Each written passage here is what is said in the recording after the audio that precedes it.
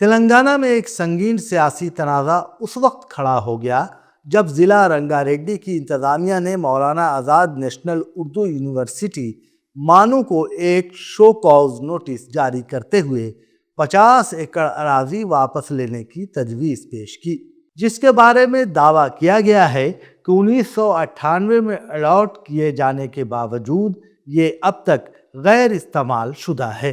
یہ نوٹس ضلع کلکٹر کے دفتر کی جانب سے مانو کے رجسٹرار اشتیاق احمد کو ارسال کیا گیا، جس میں وضاحت طلب کی گئی ہے کہ گنڈی پیٹ منڈل کے منی کونڈا گاؤں میں واقع سروے نمبر 211 اور 212 کی 50 ایکڑ اراضی کو سرکاری تحویل میں واپس کیوں نہیں لیا جائے۔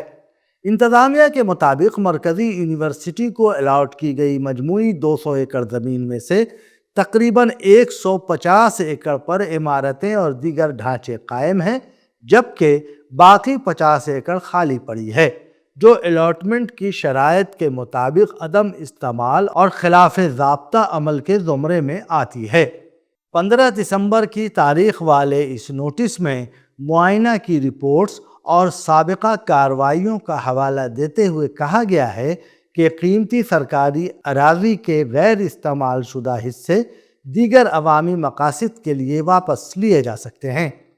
اگرچہ ابتدا میں یونیورسٹی کو 7 دن کے اندر جواب دینے کی ہدایت دی گئی تھی، تاہم مانو نے تفصیلی وضاحت کے لیے 2 ماہ کی مہلت طلب کی، جو منظور کر لی گئی ہے۔ تلنگانہ حکومت کا موقف ہے کہ یہ اقدام معمول کی آڈٹ کارروائی کا حصہ ہے۔ گزشتہ دن مانو میں احتجاج پھوٹ پڑا، جہاں طلباء نے مانو اسٹوڈنٹس کلیکٹیو کے بینر تلے مرکزی کتب خانے سے باب العلم تک ریلی نکالی۔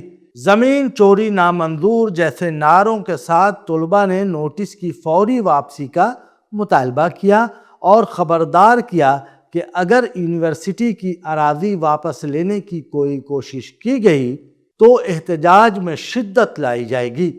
طلباء قائدین کا کہنا ہے کہ مذکورہ اراضی فاضل نہیں بلکہ مستقبل کی توسیع کے لیے مخصوص ہے، جس میں تعلیمی بلاکس، ہاسٹلز اور دیگر ضروری سہولیات شامل ہیں۔ انہوں نے انفراسٹرکچر کی شدید قلت، بالخصوص ہاسٹل کی ناکافی سہولتوں کی نشاندہی کرتے ہوئے کہا کہ کئی شعبے ایک ہی عمارت میں کورسز چلانے پر مجبور ہیں۔ ان کے مطابق زمین کی ترقی میں تاخیر کی وجوہات میں انتظامی رکاوٹیں، مالی وسائل کی کمی اور مرکزی ایجنسیوں خصوصاً central public works department CPWD پر انحصار شامل ہے۔ اسٹوڈنٹ لیڈر طلحہ منان نے کہا، یہ محض ایک الگ تھلگ انتظامی کارروائی نہیں، سرکاری جامعات کو بتدریج خالی اراضی کے ذخائر کے طور پر دیکھا جا رہا ہے۔ ہم حیدرآباد یونیورسٹی کے معاملے میں یہ سب دیکھ چکے ہیں۔ مانو کے طلباء اس کی تکرار کی اجازت نہیں دیں گے۔ سابق صدر مانو اسٹوڈنٹس یونین عمر فاروق نے کہا کہ یہ زمین اقلیتی اور معاشی طور پر کمزور طلباء کے لیے نہایت اہم ہے۔ ان کا کہنا تھا کہ ہم 1 انچ زمین بھی نہیں چھوڑیں گے۔ مانو کو ترقی کے لیے مزید زمین درکار ہے۔ یہ معاملہ اپوزیشن جماعتوں اور مرکزی وزراء کی جانب سے بھی سخت رد عمل کا باعث بنا ہے۔ مرکزی وزیر مملکت برائے داخلہ ونڈی سنجے کمار نے نوٹس کی مذمت کرتے ہوئے کانگریس کی قیادت والی ریاستی حکومت پر قیمتی جائیداد کے لالچ میں تعلیمی اداروں کو نشانہ بنانے کا الزام عائد کیا۔ انہوں نے سوال اٹھایا کہ دیگر مقامات پر مبینہ تجاوزات بشمول آبی ذخائر کے خلاف کارروائی کیوں نہیں کی جا رہی ہے، اور خبردار کیا کہ نوٹس واپس نہیں لینے کی صورت میں طلباء کے احتجاج جاری رہیں گے۔ KT راما راؤ نے اس اقدام کو ریئل اسٹیٹ کی لالچ قرار دیا اور اسے حیدرآباد یونیورسٹی کی اراضی سے متعلق حالیہ تنازع سے جوڑا۔ سابق وزیر T ہریش راؤ اور مرکزی وزیر G کشن ریڈی نے بھی الزام لگایا کہ ریاستی حکومت مشن موڈ میں یونیورسٹیوں کی زمینیں ہتھیانے کی کوشش کر رہی ہے، جس سے اعلیٰ تعلیم اور تحقیق کو نقصان پہنچ رہا ہے۔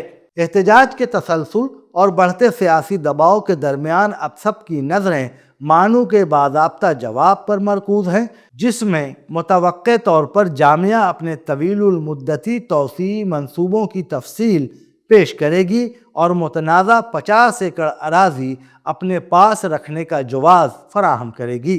اس معاملے کو محض ایک انتظامی نوٹس یا زمین کے استعمال کا تکنیکی سوال سمجھنا حقیقت سے چشم پوشی کے مترادف ہوگا۔ دراصل یہ تنازع ہندوستان میں سرکاری جامعات بالخصوص اقلیتی اداروں کے مستقبل سے جڑا ہوا ہے، ایک گہرا اور تشویشناک سوال ہے۔ مولانا آزاد نیشنل اردو یونیورسٹی کوئی ریئل اسٹیٹ پروجیکٹ نہیں، بلکہ اردو زبان، اقلیتی تعلیم اور سماجی انصاف کا قومی ادارہ ہے، جسے محدود وسائل کے باوجود تعلیمی بقا کی جدوجہد کرنی پڑ رہی ہے۔ طلباء کا یہ موقف پوری طرح وزنی ہے کہ جس زمین کو آج غیر استعمال شدہ کہا جا رہا ہے، وہ دراصل مستقبل کی ناگزیر تعلیمی ضروریات کے لیے مخصوص ہے۔ ایک مرکزی یونیورسٹی کا کام محض موجودہ عمارتوں تک موجود نہیں ہوتا، بلکہ آنے والی دہائیوں کی تعلیمی، تحقیقی اور رہائشی ضروریات کو پیش نظر رکھ کر منصوبہ بندی کرنا اس کی بنیادی ذمہ داری ہے۔ جب ہاسٹلز کی شدید قلت ہو، شعبہ جات ایک ہی عمارت میں ٹھوسے جا رہے ہوں اور نئے کورسز کے لیے جگہ میسر نہ ہو، تو زمین کو فاضل قرار دینا سراسر ناانصافی ہے۔ طلباء نے بجا طور پر اس رجحان کی نشاندہی کی ہے کہ سرکاری جامعات کو رفتہ رفتہ خالی زمین کے ذخیرے کے طور پر دیکھا جانے لگا ہے۔ حیدرآباد یونیورسٹی کی مثال ابھی تازہ ہے، جہاں تعلیمی مقاصد کو پس پش ڈال کر زمین کی تجارتی قدر کو مرکز نگاہ بنایا گیا۔ اگر یہی روش جاری رہی تو کل ہر وہ جامعہ نشانے پر ہوگی جو فوری طور پر زمین پر کنکریٹ کھڑا نہ کر سکے، چاہے اس کے پیچھے مالی رکاوٹیں ہوں یا سرکاری منظوریوں کی پیچیدہ کاروائیاں۔ یہ بھی ایک تلخ حقیقت ہے کہ مانو جیسے ادارے مکمل طور پر مرکزی حکومت کی فنڈنگ، CPWD جیسے محکموں اور طویل سرکاری عمل پر منحصر ہوتے ہیں۔ ایسے میں زمین کی ترقی میں تاخیر کو بدعنوانی یا عدم دلچسپی سے جوڑنا بدنیتی کے سوا کچھ نہیں۔ اگر حکومت واقعی عوامی مفاد کی خواہاں ہے تو اسے زمین واپس لینے کے بجائے جامعہ کو وسائل رفتار اور خود مختاری فراہم کرنی چاہیے، تاکہ وہ اپنی توسیعی منصوبہ بندی کو عملی جامہ پہنا سکے۔ طلباء کا احتجاج محض جذباتی رد عمل نہیں، بلکہ اعلیٰ تعلیم، اقلیتی حقوق اور آئینی انصاف کے دفاع کی ایک سنجیدہ آواز ہے۔ سوال یہ نہیں کہ زمین خالی ہے یا آباد، بلکہ یہ ہے کہ کیا ریاست تعلیمی اداروں کو مستقبل کے لیے سانس لینے کی گنجائش دینا چاہتی ہے یا انہیں زمین کے حساب کتاب تک محدود کر دینا چاہتی ہے۔